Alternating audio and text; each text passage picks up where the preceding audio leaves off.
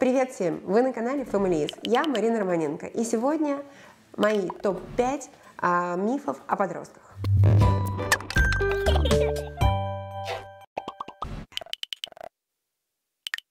Итак, миф первый. О том, что подростковый возраст – это всегда очень трудно, что родители наплачутся и со своими детьми, и все должно быть таким ужасным. И у него есть еще такое продолжение о том, что дети в этом возрасте подростковом не хотят общаться с родителями. Чуть подробнее об этом. Я считаю, что это неправда, что это прям вот совершенно неправда, о том, что подростковый возраст – это трудно. В моем понимании, прям такой клин вбивают между детьми и родителями за много-много лет до наступления этого подросткового возраста, и родители начинают бояться, что это будет трудно, а они знают, что это трудно, и как следствие они получают, что это трудно. Ну, здесь как бы в одном сознании идем, результат будет заведомо известен. Я мама подростков, трое уже выросли, а моя младшая дочь находится в подростковом возрасте, у меня в школах учатся подростки. И я хочу сказать, что нет, это не трудно, если не пытаться завинчивать гайки там, где не нужно их завинчивать. И если дать возможность детям, да, быть такими, какими они хотят быть. Ну, например, сегодняшнее утро мое с дочерью было такое, она не захотела меня обнять. Это такая редкость, в принципе, в нашей семье. Но нет и нет, я понимаю, там настроение не то, еще что-то. Многие бы родители попытались продавить. А почему у тебя плохое настроение? А что случилось? А вот посмотри, все так прекрасно в мире, у тебя только плохое настроение. И вот с таких вот зацепок родителей, которые пытаются откорректировать настроение или поведение своего ребенка, дети от нас уходят там на 125-й план, увеличивается расстояние, нам не нравятся их реакции, и мы начинаем думать, что мы теряем контроль над ситуацией, что наши дети нас не слушаются, и что нам трудно в подростковом возрасте. И чего бы им там грустить в этом подростковом возрасте? Грустить миллион тем. Не нравлюсь себе в зеркало, гормоны скаканули, я в принципе в плохом настроении проснулся, сам не понимаю почему, сам себя собрать не могу, тут мне еще со стороны говорят, что со мной что-то не так, конечно, я буду сопротивляться. Поэтому, что бы я сказала, пожалуйста, не доставайте детей, или подростков, в данном случае более правильно сказать, если вы видите, что у них не очень хорошее настроение, они не склонны сейчас с вами разговаривать, у всех бывает, все могут быть не склонны к разговорам и в 3 года, и в 35 лет, и в 13 лет, и они не должны и не обязаны, и нам, родителям, нужно в этот момент быть чувствительными и отойти на 2 шага назад, дать больше пространства подросткам, они не знают, что с ними происходит, они сами с собой разбираются, у них частая смена настроения, быть готовым к этому. Вот не удивляться, что опять плохое настроение? Да, опять плохое настроение. Ну так не лезьте их утешать в этот момент времени, оно пройдет. Говорите с ними тогда, когда у них хорошее настроение, и вы увидите, насколько прекрасным, легким в общении может быть подростковый возраст. И второй момент, что подростки не хотят общаться с родителями, да? Да, я бы сказала, что это правда, но нужно понимать, что она такая вот обусловленная отношением родителей к детям. Родители не очень, собственно говоря, общаются с детьми. Они все время их спрашивают: уроки сделал, куда ты там собираешься поступать учиться, английский, репетитор, на тренировке был, поел, посуду помыл, в комнате убрал, не то одеваешь, не выпендривайся. Ты что, не видишь, что на улице холодно, куда ты там такие короткие вещи одела? Ну, как-то вот такой вот диалог идет. Он не напоминает общение, он напоминает допрос с пристрастием или чек-лист. И, конечно, в нем не хочется быть отвечающей стороной, потому что тут у тебя в одном лице суд присяжных отсутствует, а зато есть обвинитель и судья, который вечно выносит приговор не в твою пользу, не в пользу подростков. Поэтому они не очень хотят в этом принимать участие. И чтобы этот миф перестал быть реальностью, нужно просто поменять стиль общения, начать разговаривать на те темы, которые интересны детям. И заметьте, вам эти темы могут быть неинтересными. Вы можете осуждать их способ мышления, общения, их друзей, то, что их интересует, то, что они смотрят, то, что они читают, то, чем они увлекаются. Но если мы все время в осуждении или в непринятии того, что нравится нашим детям, то, собственно говоря, а как мы можем зацепиться за общение? Если мы не даем им права проживать свою жизнь, быть такими, какими они хотят быть, и в тех интересах, в которых они хотят быть. Вот здесь мне бы хотелось, чтобы родители корону сняли, положили где-то там подальше. Правильности единого мнения какого-то, как им правильно жить, а просто прислушались, что действительно интересно ребенку, почему интересно, убрали осуждение, залезли, посмотрели, чем он интересуется, попробовали в этом разобраться. У меня было в жизни 2 открытия в общении с моими детьми. Первое, это когда мой сын читал «Сталкера», он очень много читает, у нас в семье принято читать, в принципе. И я думаю, блин, ну как этого «Сталкера» можно читать? Ну он же вообще неинтересная книга. И я прочитала где-то, может быть, 15, точно, около 20 книг вот этой серии «Сталкер», только для того, чтобы понять, о чем они там, ну, чем это увлекает моего сына, да? Где-то к 9 книге, и, может быть, даже раньше, мне стало интересно, я уже знала этих вот героев, которые переходят из одной книги в другую книгу, там, зацепилась за все это. К этому моменту мои предубеждения о том, что это низкопробное чтиво, что, ну, зачем его читать, поубавилось. И мне стало интересно даже с сыном говорить на эту тему. Это было открытие номер 1. А второе открытие меня ждало чуть попозже с моей младшей дочерью. Мы часто, собираясь в школу, смотрели какие-то сериалы или мультики, или о природе, или еще что-то записанное на носитель. И вот один из мультфильмов я никак не могла понять. Бегала, то завтрак готовлю, то собираюсь, то еще что-нибудь. И отрывками просто видела какие-то магию, огонь, драконы, борьбу какую-то. И я думаю, что смотрят мои дети? Почему они это смотрят? И один, и второй, кстати. Я думаю, мне не нравится не то, как это нарисовано, не то, о чем формат всего этого. И я говорю, пожалуйста, давайте вы поменяете то, что вы смотрите, на что-то другое. На что мой сын и дочь единогласно, в принципе, сказали, мама, это интересно. Я села и посмотрела несколько мультфильмов подряд. И поняла, что на самом деле каждая серия является великолепной историей с потрясающей моралью. Это все увязано в один логический интересный сюжет. И там о дружбе, о любви, о верности, о быть самим собой, о предназначении в жизни, о том, как преодолевать препятствия, о слабостях, которые есть у нас у всех. В результате после 4 серий поменялось мое представление, и я без уже какого-то пренебрежительного отношения к детям, да, к тому, что они смотрят. У меня в голове и внутри все поменялось. И это было почвой к дальнейшему нашему времяпровождению, обсуждению, разговорам по душам. И вот там начинается общение. Итак, второй миф или стереотипное мнение о подростках о том, что подростки зависимы от социальных сетей. И я тут склонна сказать, да, это чистая правда. И здесь нет ничего плохого и ничего хорошего, это просто дань времени и того, что сейчас так выглядит общение. Завтра придумают какую-то новую технологию, и большинство подростков будет в ней, потому что они современнее, чем мы с вами. Другое дело, насколько это полезно или не полезно, и сколько времени дети проводят в социальных сетях. Потому что если у них нет других увлечений, то понятно, что они будут увлечены только этим. И они будут там проводить очень много свободного времени. Если есть увлечение, то тогда тренировка заберет на себя часть времени. Занятие музыкой там, или с репетитором, или еще с чем-то займет часть времени. Общение с друзьями, может быть, вживую займет часть времени, а часть времени займет вот такая вот виртуальная жизнь в социальных сетях. Для того, чтобы у ребенка была другие сферы интересов, это нужно закладывать.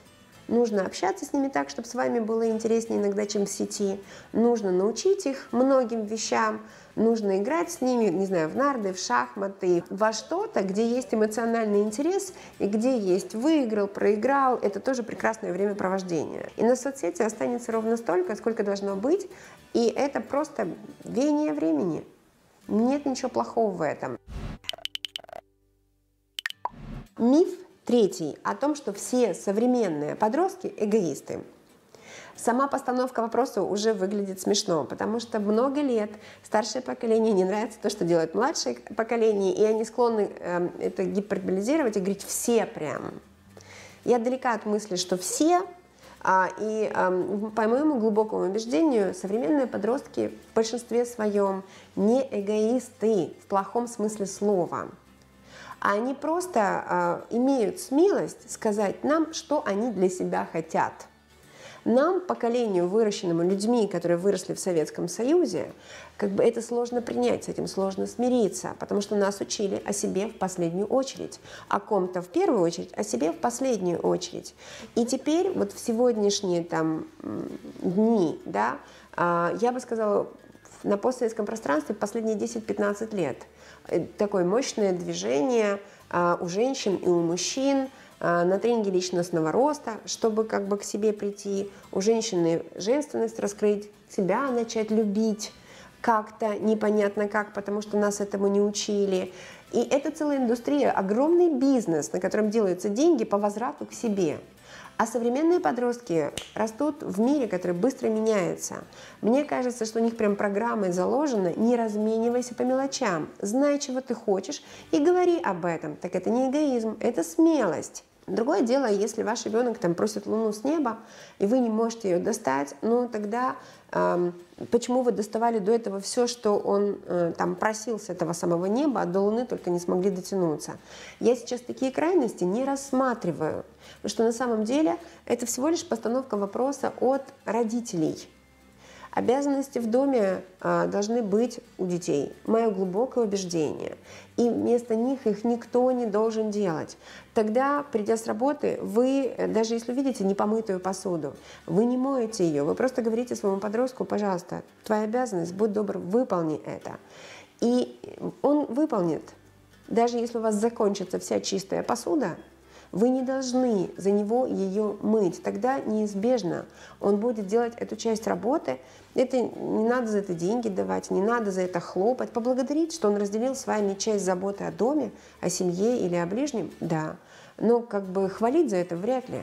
Он же не хвалит вас за то, что вы каждый день ходите на работу, зарабатываете деньги, обеспечиваете его жизнедеятельность. Вот здесь правильная расстановка приоритетов. И уход от шаблонов должен быть, подростки эгоисты. Нет, просто знают, чего хотят. И это хорошее качество. Миф номер 4. Подростки ленивые. Опять же, преувеличение. Все подростки ленивые. Неправда. Вообще это от культуры семьи зависит. И что такое лень? Когда человек рождается, он не рождается с чувством лени. Вообще никак. Представляете, такое себе ленивое поколение людей, которому лень научиться ходить, лень разводить костер, лень утеплять пещеру еще 40 тысяч лет назад, и так как-нибудь само собой рассосется. Человечество не выжило бы на сегодняшний момент времени. Лень спрашивать в 2 или в 3 года, задавать какие-то вопросы. То бишь, это невозможно, это нонсенс, это так не бывает. Дети рождаются любознательными, любопытными и очень деятельными. Одни чуть меньше, другие чуть больше, но в целом эта кипучая деятельность присуща каждому ребенку от рождения, что само собой обуславливает выживаемость человечества на таком длительном периоде времени в разных даже против них условиях, я бы сказала. Да? То там слишком холодно, там слишком жарко. И живет как-то. Поэтому лень обычно прививается. Прививается кем? 2 категориями людей. Любящими родителями, которые все делают за своего ребенка, в рот заглядывают и озвучивают каждое его слово, когда он маленький. Ой, он посмотрел туда, а это игрушечка, это вот здесь, а это здесь. И они развлекают их каждую секунду времени. И учителями первыми, еще в детском саду или в развивающих центрах, и потом в школе, которые мозгу ребенка не дают ничего интересного, которые скучны, занятия скучны, и ребенок проводит свое становление и взросление в атмосфере, когда ему смертельно скучно изо дня в день с каким-то количеством людей. И он не понимает, зачем это делать или это делать. Соответственно, формируется привычка не быть чем-то занятым. И эта привычка не быть чем-то занятым, как правило, у нас называется ленью. Когда мы говорим: сделай вот это, он говорит: не хочу. Когда мы предлагаем: сходи туда-то, он говорит: не хочу. Не потому, что он так действительно чего-то не хочет, а потому что кто-то в его жизни, и здесь нужно иметь смелость признать, кто этот человек. В каждой конкретной истории это будет конкретный человек, в свое время сильно постарался не нагрузить ребенка, не дать ему возможность пойти дальше в сфере его интересов, скучные, нудные нотации или уроки, или времяпровождение. Это сложилось в годы, годы сформировали устойчивую привычку, привычка эта нынче называется лень. Поэтому не подростки ленивые, боже упаси, это неправда. Неправильное формирование жизни детей ведет к тому, что у них формируется неумение занимать себя и нежелание занимать себя. Вот и все. Пятый миф – это о том, что современные подростки не хотят и не любят учиться, им ведутся споры. Это проблема в школе, или проблема в родителях, или проблема в ребенке. Да? Я хочу сказать, что, наверное, во все времена были те, кому нравилось учиться и не нравилось учиться, и наша современная жизнь, не исключение. Те, кому легче это давалось, и те, кому сложнее это давалось. Мое глубокое убеждение, что любой ребенок может достигнуть достаточно высоких результатов в процессе обучения при одном условии, если ему там интересно. А отсюда вытекает следующий вопрос. А насколько интересно в современных школах? Мой опыт за последние 10 лет такой. 10 лет назад ко мне, может быть, 10 человек в месяц обращалось с вопросом «ребенок не хочет учиться, помогите». Да? А сейчас я лично получаю больше 100 запросов в месяц, уже гораздо больше, наверное, чем 100. «Помогите, мой ребенок не хочет учиться в школе». А он ленивый, он не может, не умеет, не любит, не хочет ходить в школу. Но дело не в детях, дело в системе, куда они попадают. Школа часто неинтересная, учителя часто неинтересные. Они все еще эти крючочки какие-то пишут при очень живом уме. Очень быстрым детям эта система, в принципе, не очень подходит, потому что она направлена на старательных, зубрящих, но не на быстро думающих и не на тех, которые, может быть, быстрее, чем вот так вот посидеть. Да? Им все время делают замечания. Им становится совершенно неинтересно там. И это уже не вопрос, что система образования устарела невероятно. Это уже не вопрос, что она проиграла по всем фронтам, но почему-то на нее надеются все еще. И почему-то родители выбирают не любить своих детей, заявляя, что современные подростки виноваты в том, что они не хотят учиться. Вместо того, чтобы серьезно обвинить систему образования. Я сейчас даже не про то, что нужно написать какое-то обвинение, собрать подписи и куда-то отправить. Я просто про то, что какая бы ни была сейчас система, полагаться на нее умным взрослым людям нельзя. Мы должны понимать, что правда жизни там неинтересна. И вот имеют право не хотеть быть там, где они не хотят быть, просто мы не разрешаем им вот это не хотеть.